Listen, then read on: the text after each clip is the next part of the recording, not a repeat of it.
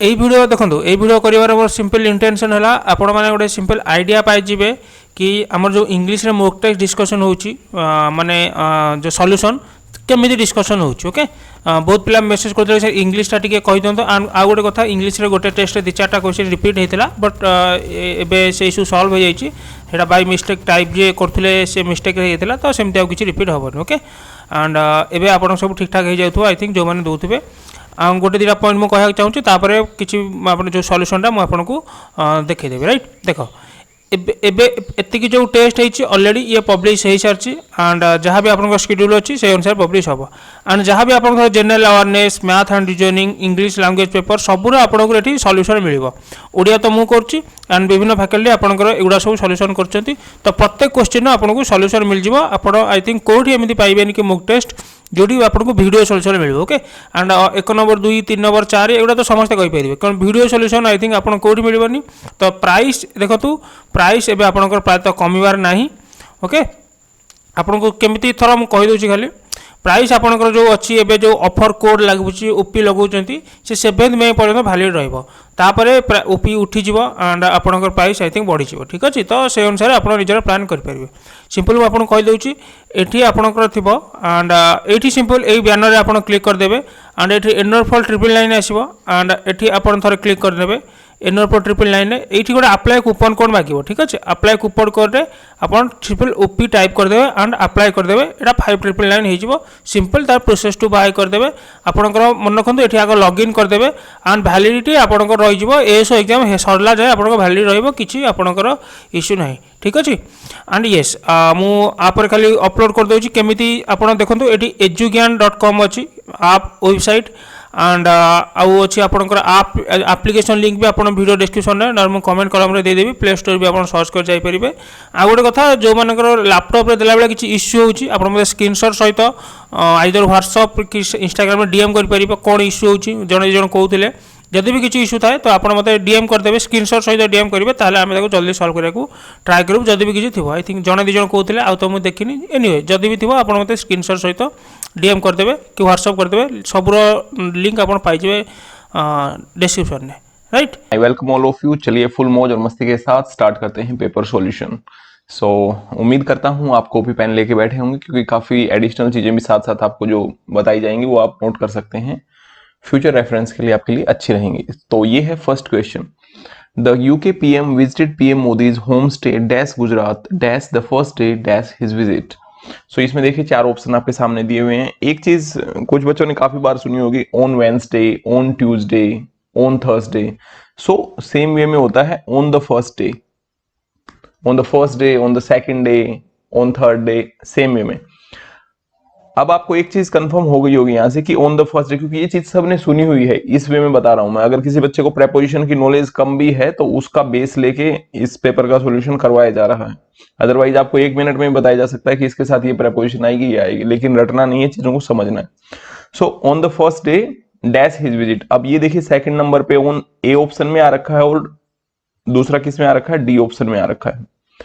अब आप एक चीज बताइए मेरे को, Gujarat on the first day of his visit या इन हिज विजिट? आप बोलेंगे तो बिल्कुल क्लियर है, ऑफ हिज विजिट होगा, है ना, अपनी विजिट के फर्स्ट डे में। सो यहाँ पे ऑन हो गया, यहाँ पे ऑफ हो गया, सेकंड में ऑन, थर्ड में ऑफ और फर्स्ट में Modi's home state of Gujarat. So only option A is correct. I hope this is clear to everyone. आप एलिमिनेट मेथड से कर सकते हैं, इजिली हो जाएगा, कोई दिक्कत नहीं आएगी, बहुत ज्यादा रटने की जरूरत नहीं है प्रेपोजिशंस को, बट कुछ मेन प्रेपोजिशंस आपको पता होनी चाहिए। चलिए फिर नेक्स्ट की ओर बढ़ते हैं। Question number, so answer obviously A is the correct answer. Question number 2, select the option that expresses the given sentence in indirect speech. हमें एक चीज तो अच्छे से पता है कि इनडायरेक्ट स्पीच में टेंस कैसे चेंज होता है। जो देखो थोड़ा सा 1 मिनट लगेगी, बस ध्यान से सुनना। वॉइस होते हैं और नरेशन होते हैं, बच्चों को बहुत कंफ्यूजन होता है दोनों में।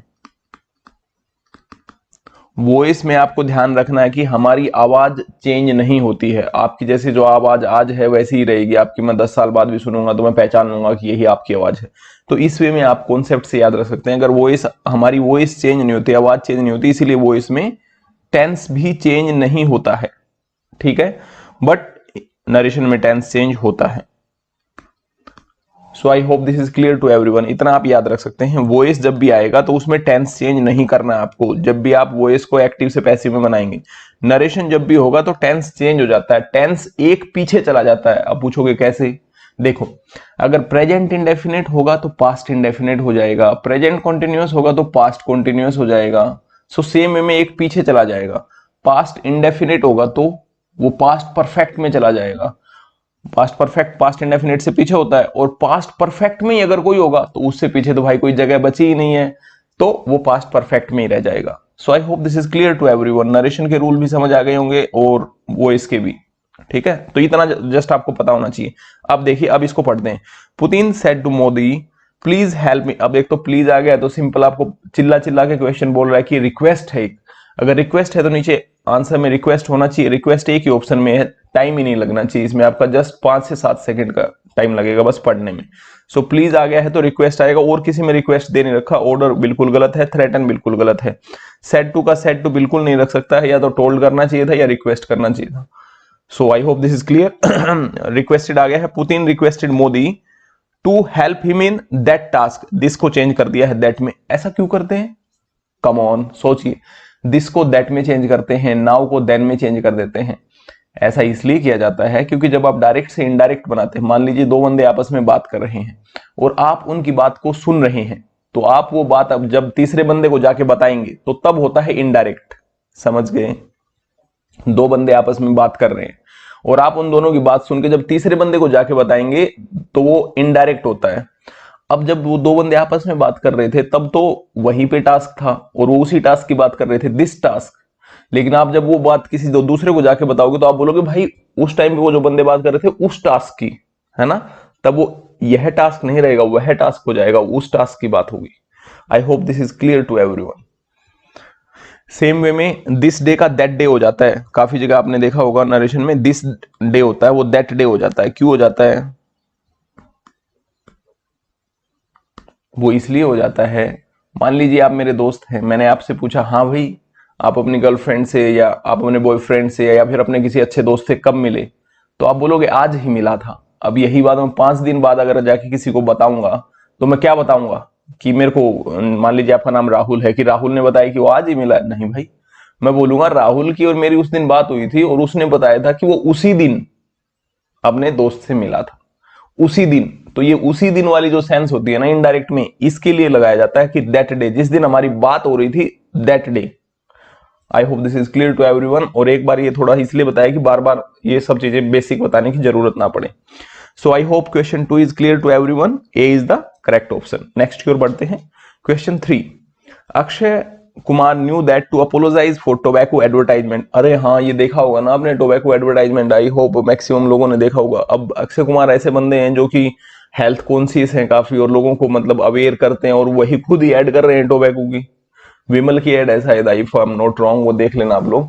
तो उन्होंने ऐड कर दी है, ठीक है। शाहरुख खान थे और साथ में ये अपने अजय देवगन, और इनके साथ ये भी मिल गए अक्षय कुमार।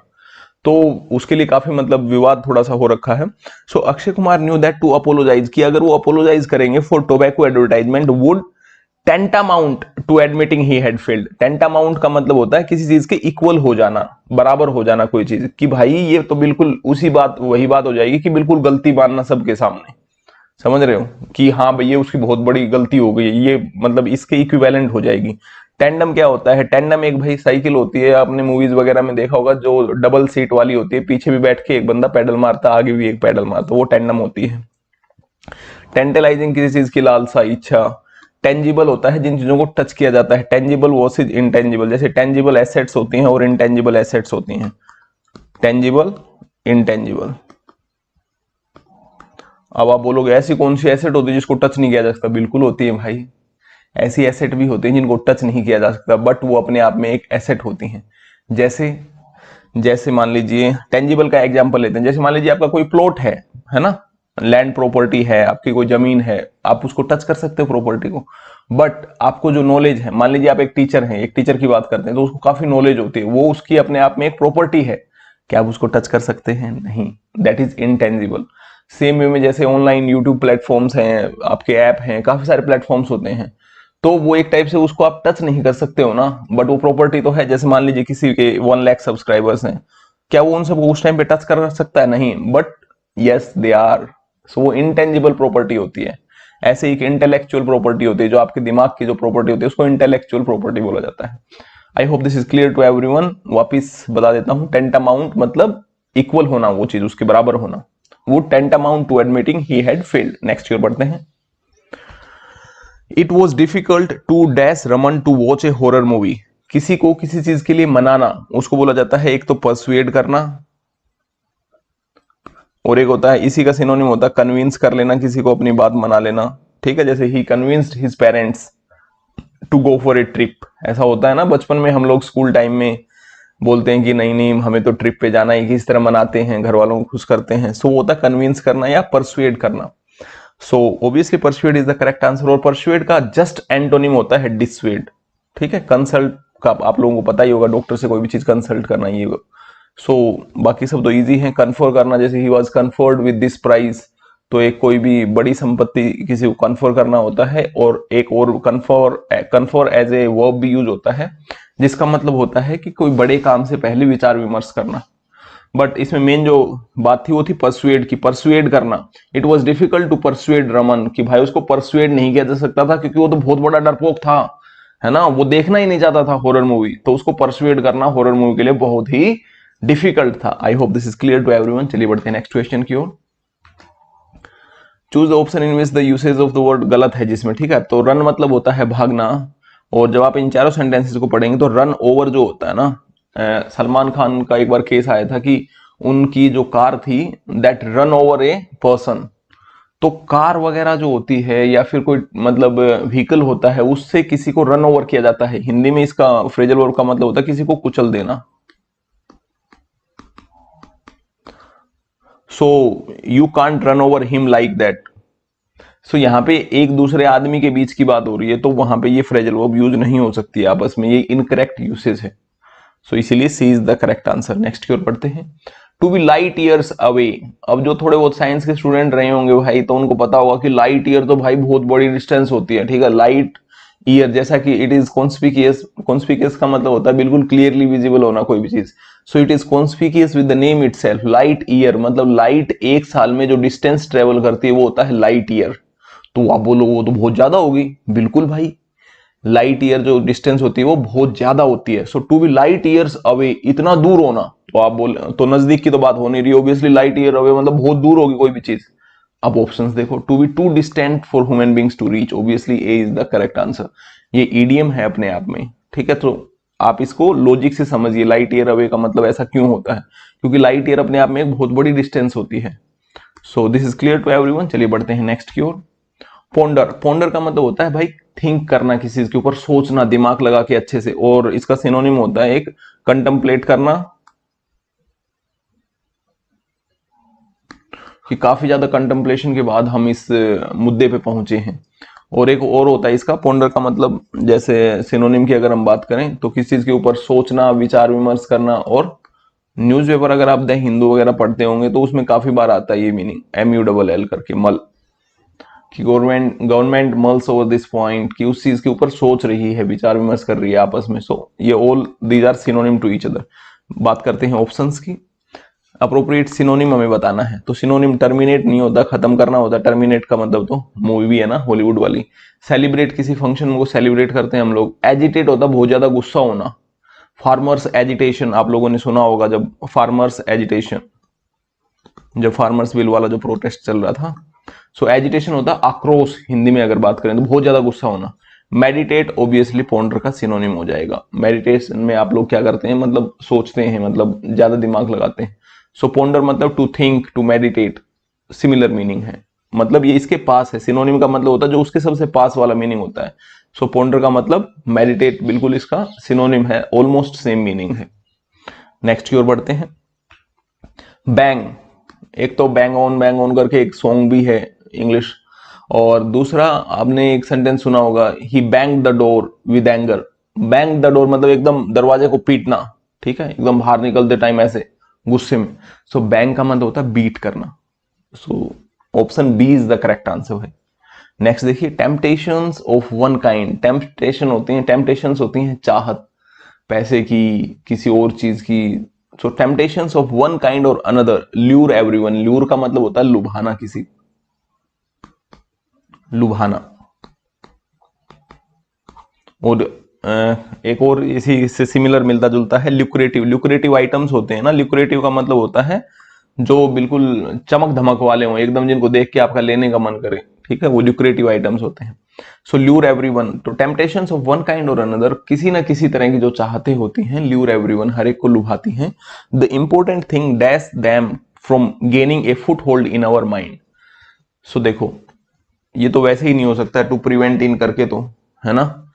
और दूसरा प्रिवेंटेड, मतलब प्रिवेंट हो चुका, is prevented them from gaining, नहीं मतलब सेंस ही नहीं निकल रही है।